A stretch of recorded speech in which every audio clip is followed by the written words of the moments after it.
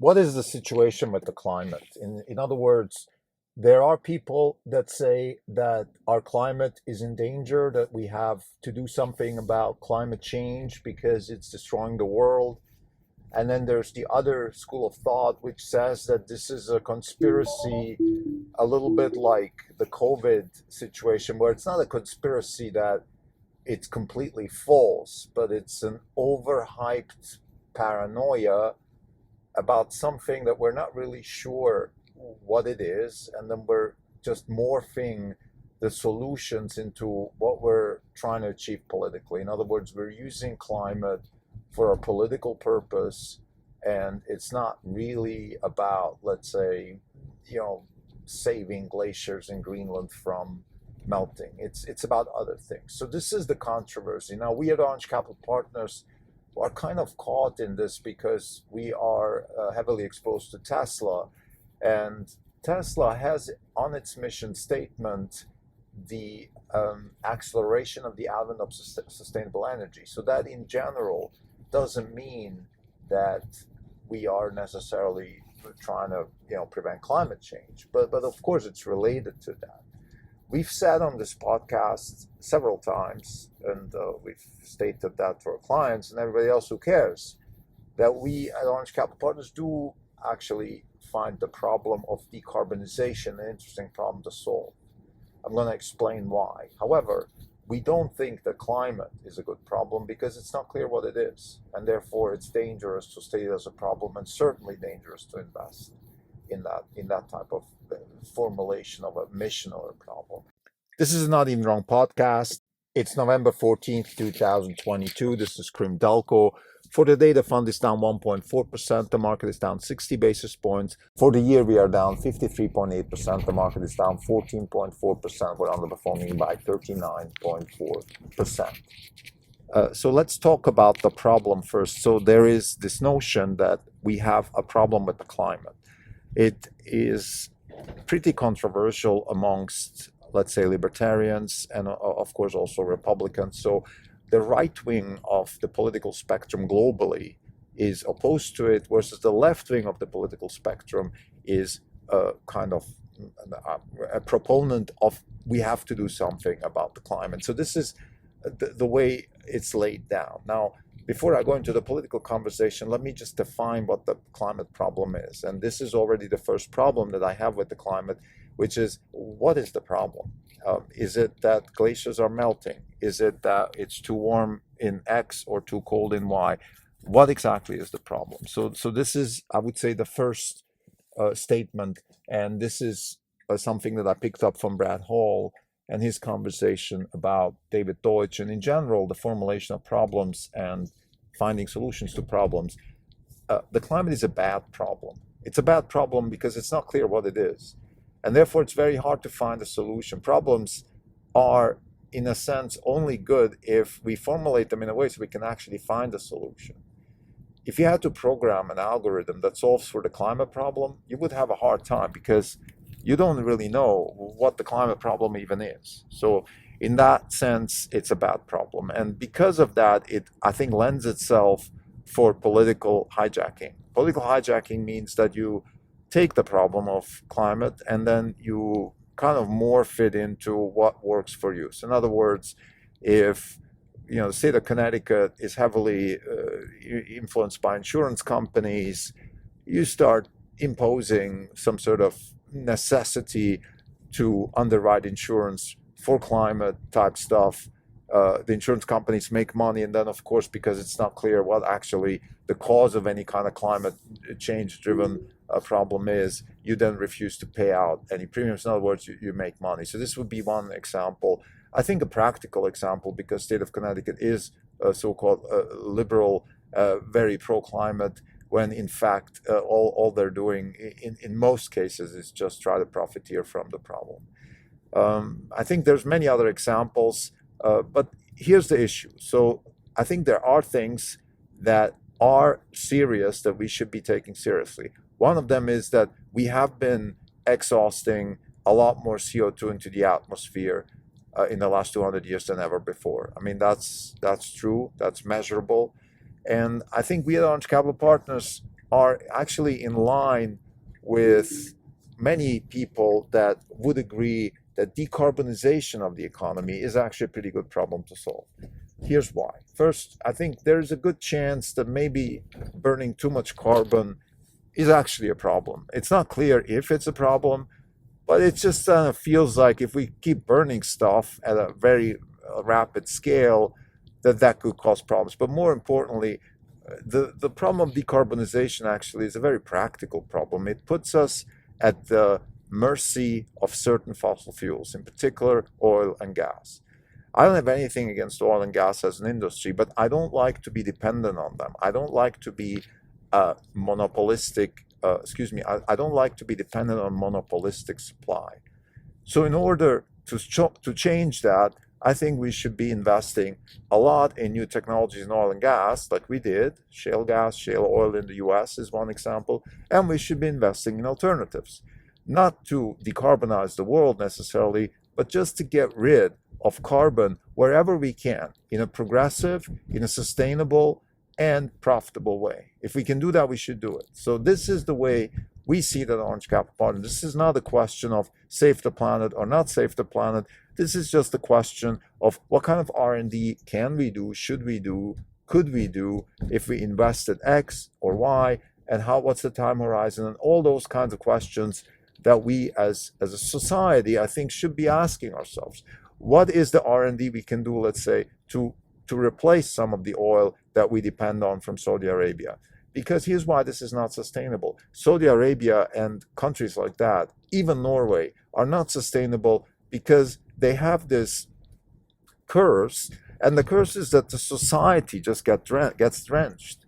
I mean, Norway is maybe the best example of an oil state, but even Norway, if anybody's ever been to Norway, please correct me if I'm wrong, but I feel like Norway is like a state, centrally planned country. It's not as bad as the Soviet Union, but it's really close to as that bad because people are just not, they don't have purpose. So the whole economy is just, okay, what does the government do? What is the oil industry going to do? There's no innovation. There's not. Look at Sweden, how much more innovative Sweden is than Norway, and why should that be the case? So I think the curse is even in Norway, but definitely in places like around the Middle East. So we want that to change. And how can we change that? Well, let's not be as dependent on oil and also gas as possible.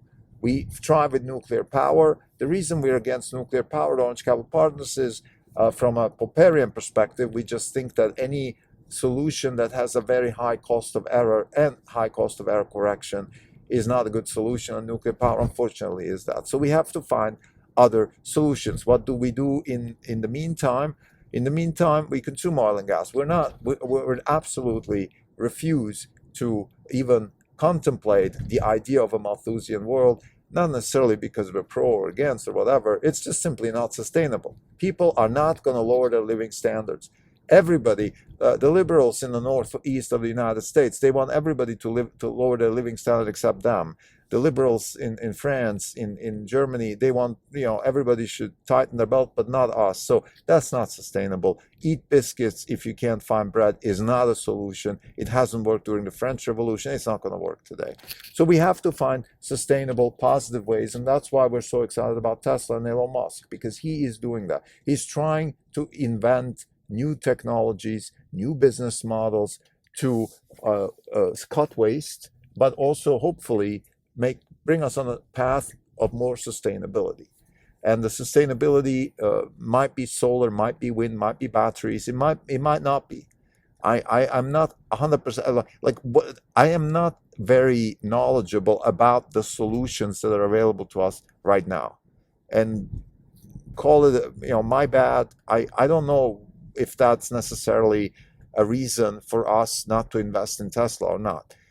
In other words, maybe solar isn't a solution. Why isn't it a solution? If you look at the statistics right now, if you look at the amount of solar that we have and the amount of coal and gas and oil that are used to produce energy, solar is so small, and therefore makes you think, well, is this really a solution, or are we just kidding ourselves? Nevertheless, I think, again, investing in sustainable transportation, for example, with electric cars, is definitely a better solution than not investing in sustainable transportation and just keep doing IC cars, depend on oil, because it increases flexibility. And an increase in the flexibility of society is a proxy to increase in democratization of society, and therefore that's a good thing. I want to, before I finish this episode, just again, I've been talking about the sort of remote work issue recently, and why is this now a subject in this episode? Well, I spoke about increase of flexibility of society, and certainly remote work is part of that. And the more I think about it, the more I have to say, look, I understand why, particularly people in Silicon Valley, are touting remote work, because concentrating in Silicon Valley is difficult, expensive, traffic, housing, all these things. I think personally the solution to this would be to change the zoning laws to increase traffic solutions in Silicon Valley and still concentrate people, because the concentration has a lot of advantages. However, I do believe that we could also do some research in how to reorganize society, how to better organize work, and how to find problems that we can solve maybe with decentralized work versus problems that are not solvable with decentralized work. So if we have this type of conversation in society, I think it's fruitful. What's not fruitful is, like I said in the previous episodes about remote work, is to take an existing company, a bank or an insurance company, or even Twitter or Facebook, and just say, well, you've been working like this for decades, now we're just going to change the way we work because it fits better for the employees. That's not a sustainable solution. Why? Because it reduces productivity, increases real wages, and therefore, because productivity goes down, wages are the same. You just increase the actual real wage or inflation-adjusted wage, or in other words, you do increase the wage because your productivity, your output per unit of work goes down. And the reason it goes down is just simply because we're not wired for that. We haven't been designed in those types of companies to work remotely, and therefore it doesn't work. So let me now arch back to the energy conversation. I think energy is a problem because it's a large part of our economy, and we've been kind of living on borrowed times, because what we found with carbohydrates is a great thing, but we need to start transitioning. And we need to do it in a sustainable. This is also my answer. I mean, I'm a big fan of Safedine Ammous and the libertarians and the Bitcoin guys and all of that. I'm a big fan. I do agree with many things. There's two things I don't agree with. One is, don't tell me what to eat, please. Just leave that alone. Let me eat whatever I want to eat. And second, what they think about, like, they're right about the energy conversation in a sense that the climate conversation is a convoluted problem, which is a bad problem. I think where they're wrong is that it's not necessarily the fact. I mean, just because the climate problem is a bad problem doesn't mean we shouldn't tackle it. Or in other words, it doesn't mean we should just get back to the status quo. We can actually get better. Like in any other sector, we should continuously try to improve and get better at things. And the problem with energy, unfortunately, is such that we have this, let's call it, situation where we are literally hostages of our own success. We've been able to produce oil and gas at such low rates relative to alternatives, and increase the energy consumption and the energy per capita and all those things to such an extent that it's really difficult to replace. And because of that, I think we should absolutely rethink the equation. And I think we should start with places where we can increase flexibility. So in other words, let's try to do whatever we can to, let's say, increase the flexibility of transportation, increase the flexibility of home energy consumption and production, increase the flexibility maybe of communities and maybe even countries, like geothermal for New Zealand might work. It's not that bad. So those are the kinds of thoughts that I have, that my answers to some of the libertarian, how should I say, criticism that is shared, that I share with. Because here's the problem with the climate thing, and that's something that I've learned the hard way during COVID. We are, our society, our democratic society, the Western world, is governed by elected people and bureaucrats. And the bureaucrats are not elected. So the bureaucrats have a very bureaucratic, Bolshevistic, communist, collectivist type of attitude everywhere in the world.